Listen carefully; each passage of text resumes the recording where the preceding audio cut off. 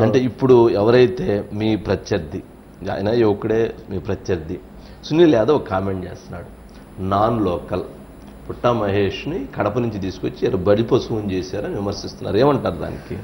అతనున్న అవగాహన లేదన్న. అవగాహన లేదా? అవగాహన లేదు. అతను ఏది పడితే ఊరికనే ఏదో మాట్లాడేస్తాడు. కానీ ఓకే, ఇప్పుడు మీరు ఇత ఉన్నాడన్న, ఎవరు మన వంశీ ఇది అనిల్ యాదవ్ గారు ఉన్నారన్న. అనిల్ యాదవ్ ఎక్కడి నుంచి వచ్చాడన్న? నెల్లూరు నుంచి నర్సాపేటకు వచ్చాడు. నెల్లూరు నుంచి నర్సాపేట వచ్చాడు. అక్కడ బీసీ దొరకలేదని పెట్టలేదా? నెల్లూరులో ఎందుకు లేరు బీసీలు? లేరా? ఉన్నారు కదా. ఇప్పుడు నర్సాపేటలో బీసీలు లేరా? ఉన్నారు కదా. వాళ్ళకి లేదా? ఊరికనే మాట్లాడడంలోన ఏదో మాట్లాడేసి ఈ ఊరికనే ఇది చేయడం తప్పితే వేరే ఇది లేదు. మనం ఏం చేస్తామో చెప్పు, జనాలకి ఏం చేద్దామో చెప్పండి. నేను యువత, నేను ఏదో మంచి పని చేయడానికి వచ్చాను. నువ్వు అదంతా చెప్పకుండా ఏదో ఊరికనే నాన్ లోకల్ లోకల్ అని ఏం మాట్లాడి అంతే. ఎవరు లోకల్ ఎవరు నాన్ లోకల్? అసలు ఆయన నాన్ లోకల్, ఆయన కూడా నాన్ లోకలే, నేను కూడా నాన్ లోకల్ అనుకోండి. ఎందుకంటే ఇప్పుడు అతను కూడా ఏమి ఇక్కడ పుట్టి ఇదేం ఇక్కడే పుట్టినోడు ఏం కాదు. పక్క కాన్స్టిట్యున్సీ నుంచి వచ్చిండు. వాళ్ళ నాయన కూడా ఈ పక్క కాన్స్టిట్యున్సీలో నుంచే గెలిచిండు.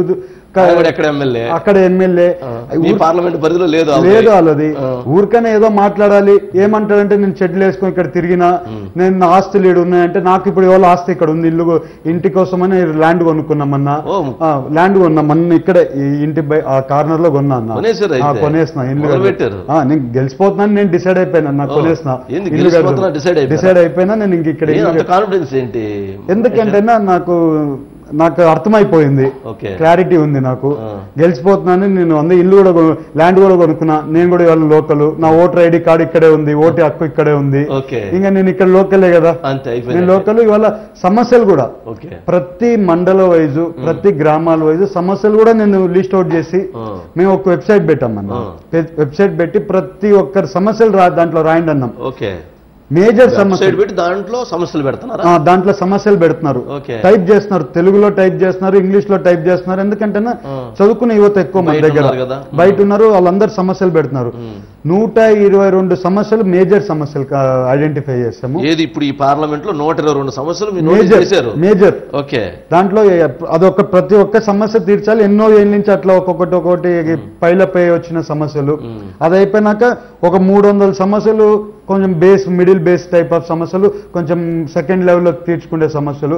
ఇంకా బేస్ సమస్యలు అయితే 800 చిల్లర వచ్చినాయి, 800. అవన్నీ కూడా మేము ఏం చేసామంటే ఒక మా టీం పెట్టుకుని అన్ని అనాలిసిస్ చేసుకుని ప్రతి ఒక్క సోషల్ మీడియాలో ఒక వీడియో, ప్రతి మండలం వైజు ఈ ఇష్యూస్ ఉన్నాయి, మేము ఈ ఇష్యూస్ మేము వచ్చిన తక్షణం సాల్వ్ చేస్తున్నామని సోషల్ మీడియాలో అందరికి రిలీజ్ కూడా చేసేస్తున్నాం.